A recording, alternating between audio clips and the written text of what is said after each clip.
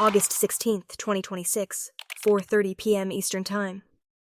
That was the scheduled start of another high-stakes trade meeting between Canada and the United States, with Canadian Trade Minister Dominic LeBlanc, Canada's chief trade negotiator Janice Charette, and U.S. Trade Representative Jameson Greer trying to narrow the gap before President Donald Trump's next tariff deadline. The virtual meeting lasted about an hour. Canada called it constructive.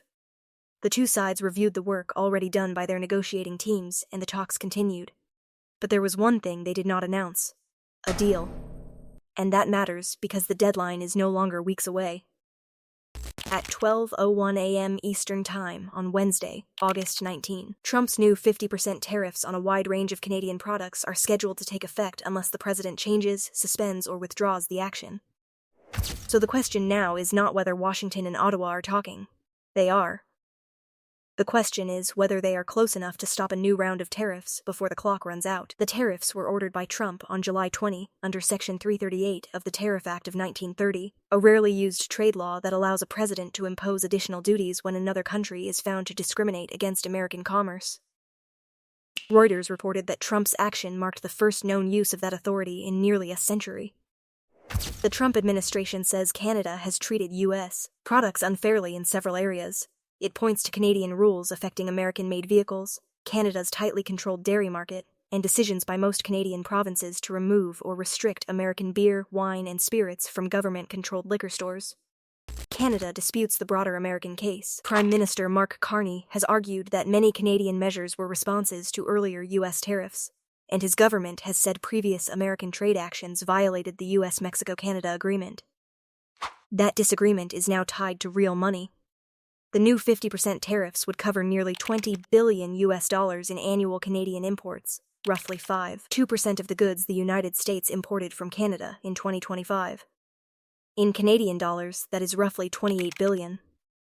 The list includes products such as wine, cement, dairy goods, furniture, clothing, fishing equipment, swimming pools, and hockey gear.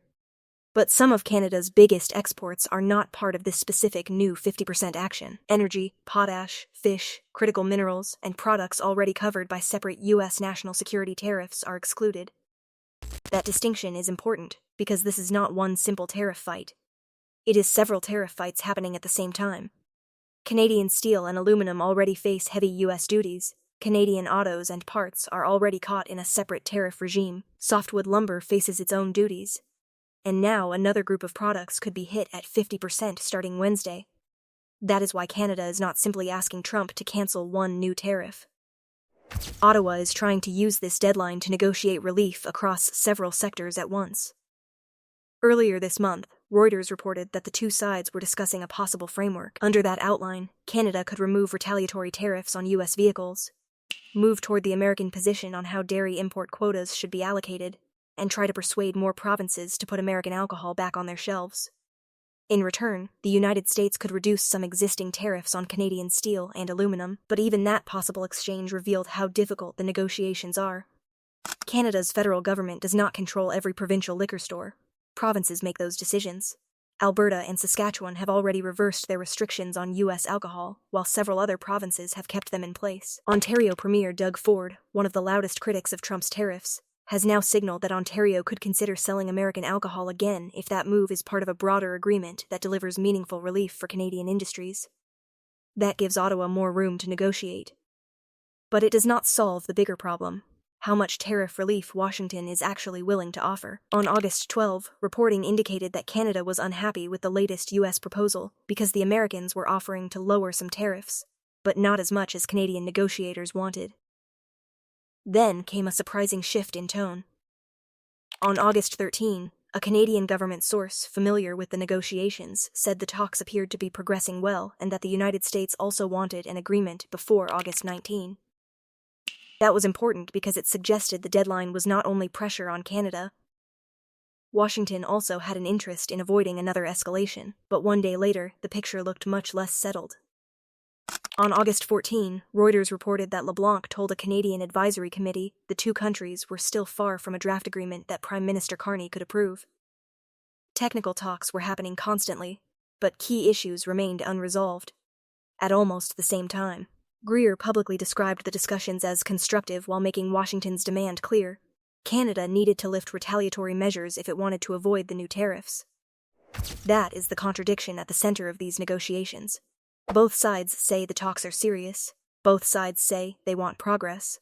But they still disagree over what must happen first. Washington's position is that Canadian retaliation has become part of the problem and needs to be removed. Canada's position is that it cannot give up leverage and make major concessions without receiving meaningful tariff relief in return. And the closer the deadline gets, the harder that trade becomes politically. Canadian opposition leader Pierre Poilievre is pressing Carney not to accept a deal that leaves major industries exposed. He has specifically demanded relief for Canadian softwood lumber and argued that Canada should not keep making concessions without getting enough back. Canadian officials are also preparing for the possibility that there will be no agreement by Wednesday. A member of Carney's advisory committee said Canada is preparing a response if the 50% tariffs take effect. That does not mean retaliation is guaranteed, and the details of any response have not been announced. But it means Ottawa is negotiating while also preparing for failure. The Sunday meeting therefore mattered, because it was one of the final chances to test whether the gap could be closed. The meeting was virtual and lasted about an hour. LeBlanc's office said the participants took stock of the work completed by their teams and that discussions were continuing. There was no breakthrough announcement. There was no public statement that the tariffs had been delayed, and there was no final agreement presented by Trump or Carney. As of August 17, the legal deadline remains in place. That means businesses on both sides of the border have to plan for two very different outcomes at the same time. If there is a deal, some tariffs could be reduced, delayed, or removed, depending on what Trump accepts and what Canada agrees to do. If there is no deal, the new 50% duties are scheduled to begin at 12:01 Wednesday morning. For American consumers, it is important to understand who actually pays a tariff at the border. The tariff is collected from the U.S. importer bringing the Canadian product into the country. That company can absorb some of the cost, pressure its Canadian supplier to lower prices, or pass some of the added expense to customers. That does not mean every affected product will suddenly cost 50% more. Pricing depends on contracts, competition, profit margins, inventories, and whether a buyer can switch suppliers. Economists have also noted that this particular package covers a relatively small share of total U.S. imports from Canada, so it may not create a huge nationwide inflation shock by itself. But the impact can be much larger inside specific industries. Cement matters to construction. Dairy matters to food businesses and consumers. Wine and alcohol matter to distributors, restaurants, and retailers. And for Canadian exporters that depend heavily on the U.S. market, a 50% border tax can be the difference between a competitive product and one that American buyers simply stop ordering. The bigger risk comes from the cumulative effect of multiple trade barriers. The North American economy was built over decades around companies treating the U.S.-Canada border as part of an integrated production system. Components can cross the border more than once before a final product is sold. The auto industry is one of the clearest examples, and the pressure is already showing. Stellantis has been considering options for its assembly plant in Brampton, Ontario, including a possible sale after earlier tariff disruptions changed production plans. The union representing workers has warned about the consequences, while Canadian governments are trying to protect thousands of jobs connected to the site. That does not mean the August 19 tariffs alone caused the Brampton situation. They did not. But it shows why Canadian officials are treating the broader tariff dispute as more than a symbolic political fight. There is another layer to all of this: the future of the USMCA itself. The agreement was negotiated during Trump's first presidency and took effect in 2020, but on July 1 of this year, the United States declined to renew the agreement in its current form. That does not mean USMCA disappeared. It remains in force, but the refusal to extend it means the three countries move into annual reviews, with the possibility of the agreement eventually expiring in 2036 if they never reach a renewal. So the deal being discussed this week is not necessarily the final settlement of U.S.-Canada trade. It could be an interim arrangement designed to stop the newest tariffs, settle some immediate disputes, and create a path toward the much larger North American trade negotiations still ahead. That is also why both sides may accept something less than a perfect agreement. Canada wants to prevent a fresh 50% tariff shock and win relief for sectors already under pressure. The Trump administration wants concessions it can point to as proof that tariffs forced changes in Canadian policy.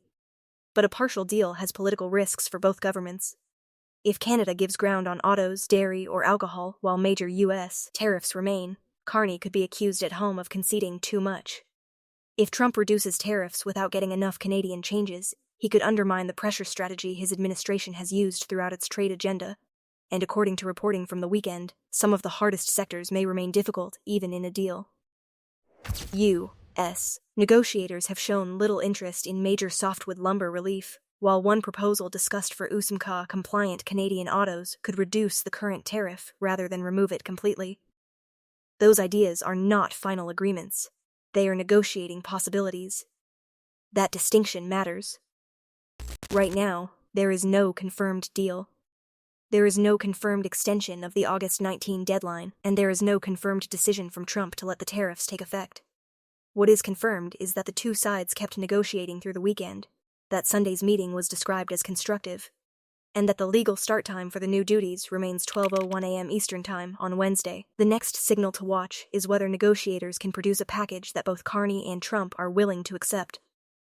If they do, Trump has authority under the same Section 338 process to modify, suspend, or revoke the tariff action.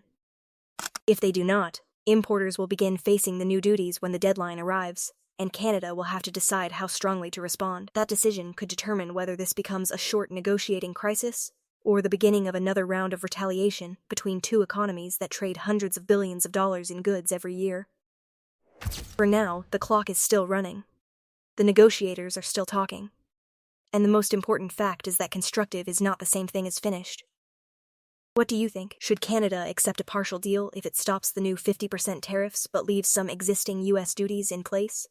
Or should Ottawa hold out for broader tariff relief, even if that means risking a new trade escalation on Wednesday?